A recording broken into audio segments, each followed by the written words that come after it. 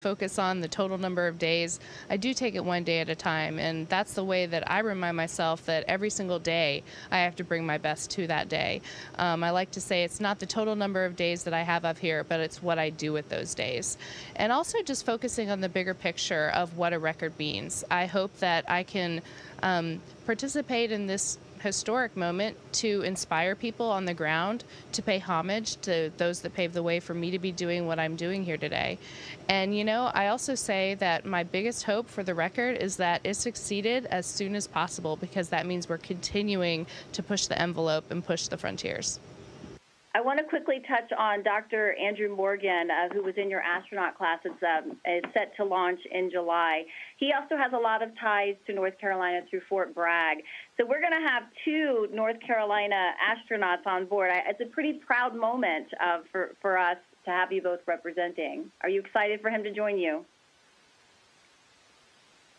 I absolutely am. Drew and I talk a lot about my home state and the state that he has also spent many years in. He loves North Carolina as well. Jacksonville and Fayetteville aren't far from each other, both geographically, but also in terms of the types of towns they are, being in such close proximity to military bases. So we have a lot in common on that front, and we're definitely both looking forward to representing North Carolina up here together.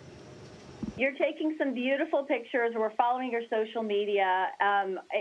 What's it like to see it from that vantage point, from where you grew up?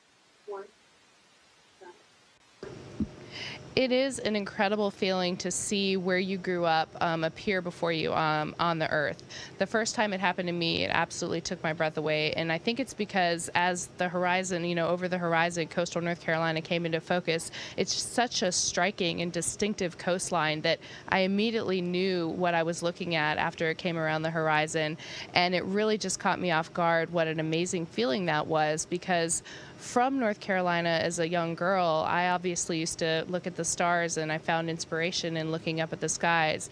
And to realize that I felt the same inspiration and was moved in the same way looking down on the area that shaped me when I was young, and that my family and I call home. So it was indeed an amazing feeling. And also with that, an interesting thing is how big the Earth is and how few places are familiar to us. And it really makes you realize how special those places are. Are the views one of the things that you are loving the most up there? I can't imagine.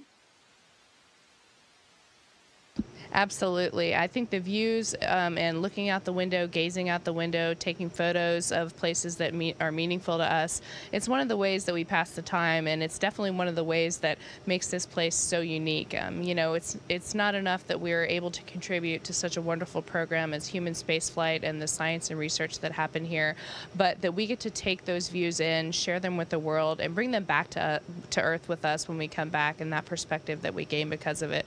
It's definitely a privilege. Christina Cook, it's an honor to speak with you, and we wish you Godspeed. Happy 4th of July. We'll be following you from Earth. Thank you so much. It's been my pleasure to speak with you. Station, this is Houston ACR. That concludes the WTVD portion of the event. Please stand by for a voice check from Raleigh News and Observer. Station, this is Raleigh News and Observer. How do you hear me?